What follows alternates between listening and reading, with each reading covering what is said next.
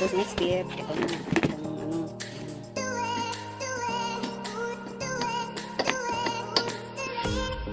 Kabit mo na siya dito guys. Yan, may mga kabitan dito guys.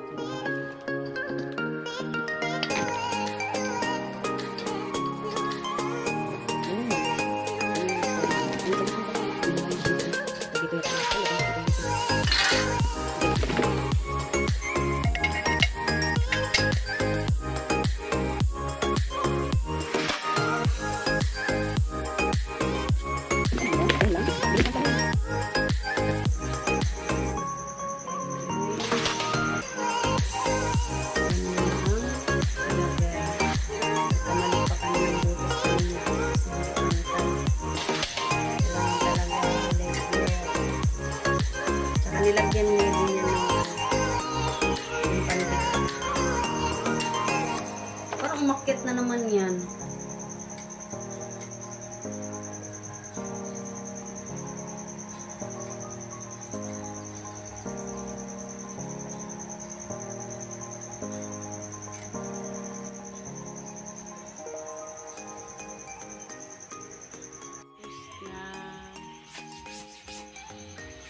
Na guys, tapos siya. Ayan. Ayan na siya guys. Final. Ito guys, yung sa luma to. Nilagay na lang namin ito. Ayan. Nilagay na lang siya ng pagitan para magamit namin to. Ito, sa luma to siya na ano guys. Ayan, sa luma yan nalagayan. Dito ko, pero dito kayo sa likod ilagay.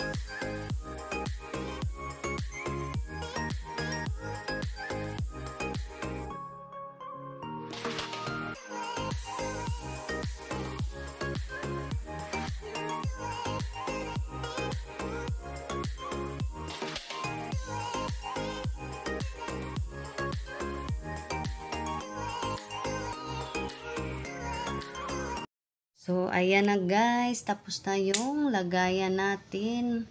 Ayan, yung dish rack natin guys. So, ayan yung luma kong nabili guys. Yung una kong nabili pala. Ayan, nagandahan kasi ako guys. So, dinagdagan ko ng dalawa para lahat ng mga plato ko, ilalagay ko na lang sa taas guys yung mga lagayan ko. Ayan, dyan ko nilagay yung mga kaldero, mga takip ng kaldero.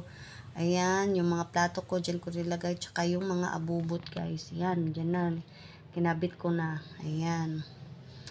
Ayan siya guys. Tapos yung yan lagayin ko yan ng kutsara guys. Sa dati ko yung tray.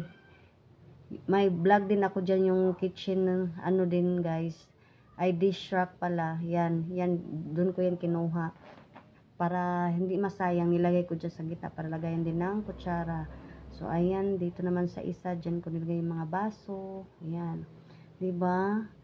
Ang ganda. Parang lumuwang yung lababo ko guys na tinaas ko na lahat. Ayan.